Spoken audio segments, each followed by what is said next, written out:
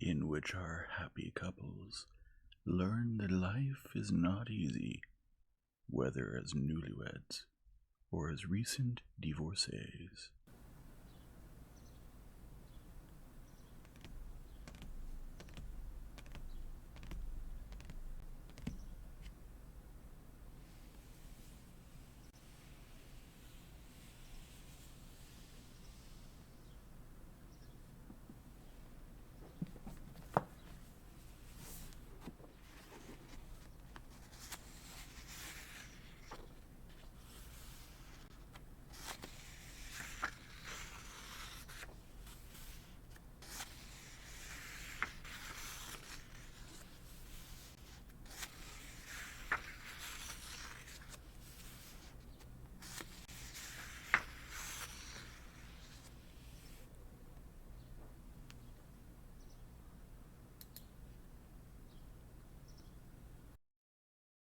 Chapter 9.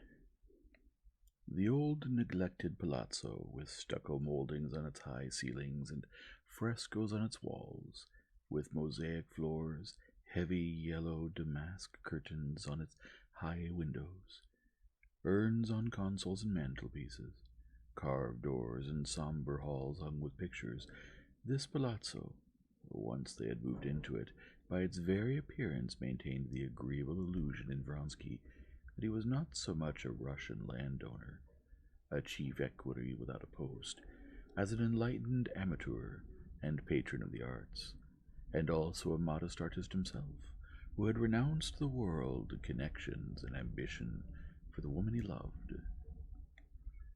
The role chosen by Vronsky with his move to the palazzo was a complete success, and having met some interesting people through Golenishev's mediation, he was initially at peace. Under the guidance of an Italian professor of painting, he painted sketches from nature and studied medieval Italian life. Medieval Italian life had recently become so fascinating for Vronsky that he even began wearing his hat and a wrap thrown over his shoulder in a medieval fashion, which was very becoming to him. "And here we live and know nothing," Vronsky said when Golenishev came to see him one morning. "Have you seen Mikhailov's pictures?" he asked, handing him a Russian morning newspaper and pointing to an article about a Russian painter who lived in the same town and had finished a picture of which rumors had long been going about, and which had been purchased before completion. The article reproached the government and the Academy for leaving a remarkable painter without any encouragement or aid. "I've seen it," Golenishev replied. "He is certainly not without talent, but his tendency is completely false. The same old Ivanov Strasserinen attitude towards Christ in religious painting." "What does the picture represent?" asked Anna. "Christ before Pilate. Christ is presented as a Jew with all the realism of the new school." And the new question about the content of the picture having led him to one of his favorite themes, Golenishev began to expound. "I don't understand how they can be so grossly mistaken. Christ found his definitive realization in the art of the old masters, which means if they want to portray not God, but some revolutionary or wise man, they should take someone from history. Socrates, Franklin, Charlotte Corday, only not Christ. They take the very person who cannot be taken for art, and then—" "And is it true that this Mikhailov lives in such poverty?" asked Vronsky, thinking that he, as a Russian Maecenas, ought to help the artist regardless whether his picture was good or bad. "Hardly. He's a remarkable portraitist. Have you seen his portrait of Mademoiselle Vasilchkov? But it seems he no longer wants to paint portraits, and perhaps he really is in need. What I'm saying is—" "Couldn't we ask him to paint a portrait of Anna Arkadyevna?" said Vronsky. "Why of me?" said Anna. "I don't want any portrait after yours. Better of Annie." So she called her little girl. "And here she is," she added, looking out the window at the beautiful Italian wet nurse who had taken the child to the garden, and at once glancing surreptitiously at Vronsky. This beautiful wet nurse, from whom Vronsky had painted the head for his picture, was the only secret grief in Anna's life. While painting her, he had admired her beauty and medievalness, and Anna did not dare admit to herself that she was afraid of being jealous of her, and therefore she especially pampered and spoiled both the woman and her little son.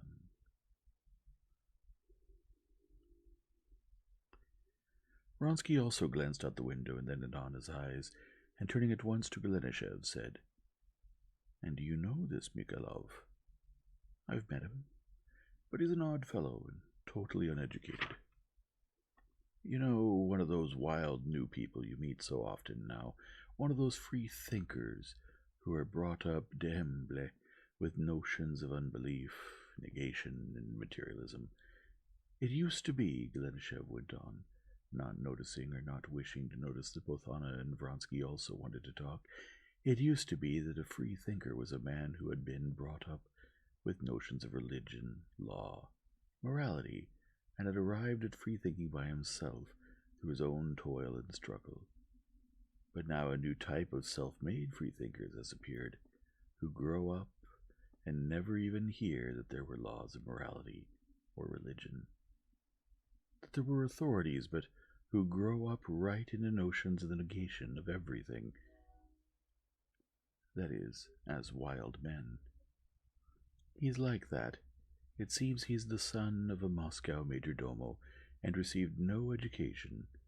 When he entered the academy and made a reputation for himself, being far from stupid, he wanted to get educated, and he turned to what he thought was a source of education, the magazines.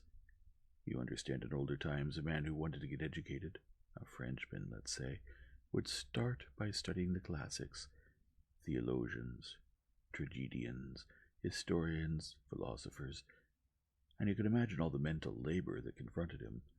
But with us now, he comes straight to nihilistic literature, very quickly learns the whole essence of its negative teaching, and there he is.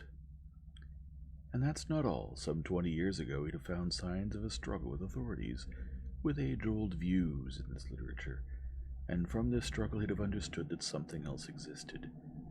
But now he comes straight to a literature that doesn't even deign to argue with the old views, but says directly, there is nothing, evolution, selection, the struggle for existence. And that's all. In my article, "You know what?" said Anna, who had long been cautiously exchanging glances with Vronsky, and who knew that he was not interested in the artist's education, but was concerned only with the thought of helping him in commissioning the portrait. "You know what?" she resolutely interrupted the loquacious Golenishev. "Let's go and see him." Golenishev recovered himself and willingly agreed, but since the artist lived in a remote quarter, they decided to take a carriage.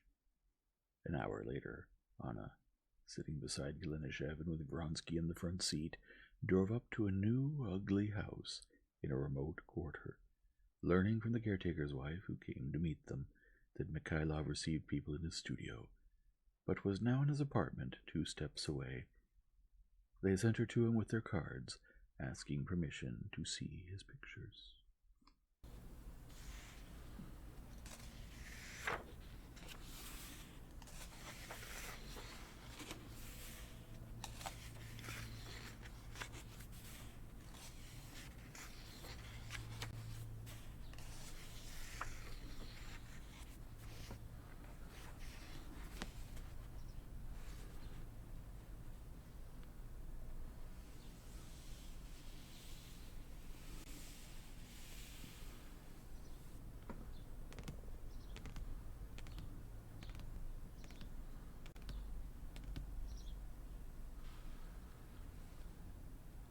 If you enjoy this format, please leave a like and subscribe and return tomorrow for the next chapter.